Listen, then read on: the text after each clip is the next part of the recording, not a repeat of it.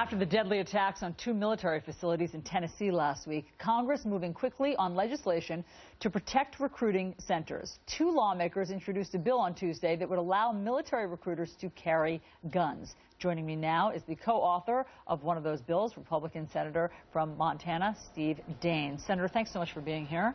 Good morning. Why do you think this is the answer to allow more people at these recruitment centers to have guns? Well, let's remember what happened last week in Chattanooga was not a random act of violence. These 5 service members were targeted because they were wearing the uniform of the U.S. military. We must ensure we do all we can to protect and defend the members of our service. Think about this. They served in Iraq and Afghanistan, some of these members who lost their lives last week. They were able to defend themselves over in Iraq and Afghanistan on foreign soil. Yet when on their home soil, they don't have all the resources necessary to defend themselves. And we saw this tragedy unfold last week in Chattanooga. Yeah. We must do all we can to ensure our service members are safe. Now, the reason that they couldn't carry guns up till now, until your legislation that you're proposing, is from this directive 5210. It's from the Department of Defense in 1992, and it says the DOD policy was to limit and control the carrying of firearms by DOD military and civilian personnel. Why was this directive in place to begin with? Well, we have to remember times have changed in this country. Post 9/11, we're a nation that is in a battle with radical Islam. We had a jihadist that took this action in Chattanooga. And so it's important that we allow the members of our U.S. military to defend themselves. They have all the tools necessary to ensure they are secure and safe.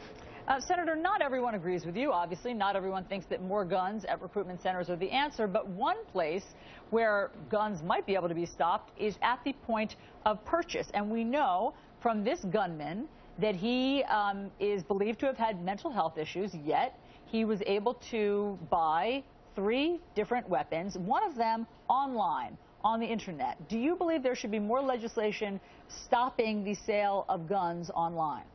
Well, I don't believe those who are mentally ill or those who are criminals should be allowed to purchase a firearm. But let's remember, we need to ensure that the good guys out there can defend themselves. It's been said the fastest way to stop a bad guy with a gun is to give a good guy a gun. Yeah. Let's make sure the good guys, the Marines, the Navy, the Army, let's make sure they are able to defend and protect themselves so they are safe and secure. That's what your legislation does. But why not also propose legislation that would stop this point of purchase either from someone with a mental health history or via the internet? Well, I think we all agree that we do not want to have criminals, those that have broken the law, those that are mentally ill to purchase firearms. But we also need to remember, we need to ensure that those who are protecting our country need to be kept safe. And let's give them the options that they need so that moms and dads who have children serving in the military don't have to worry that their children cannot defend themselves from something that happened last week in Chattanooga.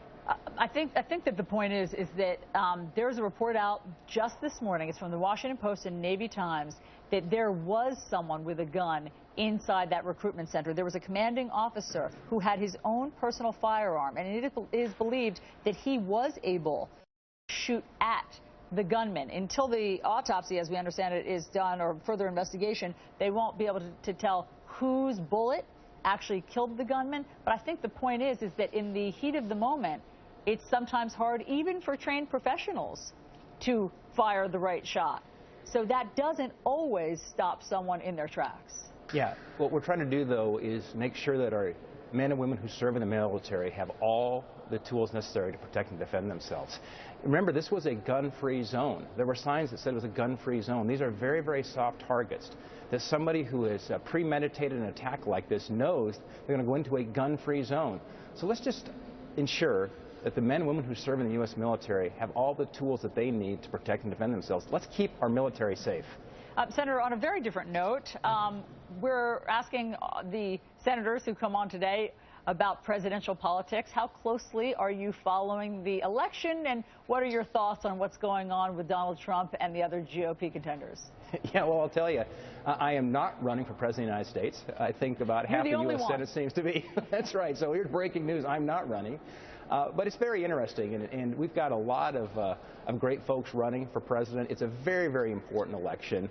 Several of my peers in the U.S. Senate are running as well. We're keeping a close eye on it, and this will sort itself out. But the voters are just starting to engage and watch what's going on. They're getting a chance to see what these candidates stand for, and it's part of the democratic process here in America. When you say this will sort itself out, is that code for Donald Trump? You know, I don't know what's going to happen with Mr. Trump. I do know we've got a lot of great candidates running right now. There's good spirited debate, and I think that's healthy for the democratic process. Senator Steve Daines, thanks so much for taking time for New Day. Thanks for having me. What is your take on all of the topics that we've discussed, including whether or not arming military servicemen and women would help? Tweet us using the hashtag CNN or post your comments on Facebook.com/NewDay. I will read those soon.